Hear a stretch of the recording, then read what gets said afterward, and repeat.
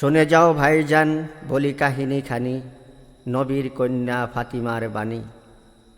জীবন ভরা দুঃখ ও ধৈর্যর পথ, ত্যাগের মণিমুক্তা রইল শত শত।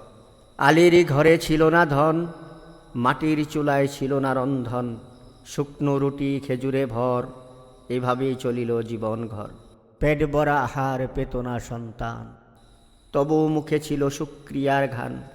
কষ্টের ভাজে মমতার আলো, মা ফাতিমা তবু ছিলেন নির্ভালো। হাসান হুসাইন ক্ষুধায় কাঁদিত, মা বুকে চাপিয়ে অশ্রু ঝরিত। নিজে না খেয়ে দিতেন খেতে, মায়ের ত্যাগ কে পারে মাপতে। কখনো গায়ে নতুন কাপড় নাই, সন্তানের মুখে হাসি আনিবারে চায়। নিজের বুকে জ্বালা যতই থাকুক, সন্তানের দুঃখে দম যেন ভাঙুক।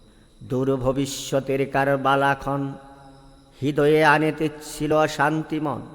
জানিতেন এ সন্তান শহীদ হইবে, ইসলামের তরে রক্ত ঝরিবে। তবু দোয়া করিতেন রাতদিন, আল্লাহর পথে হোক কুরবানী। মায়ের বুকের কত যে জ্বালা, কথায় সে ব্যথা বলা কি ভোলা। মা ফাতিমার জীবন শিক্ষা, ত্যাগের আলো ধৈর্যের দীক্ষা।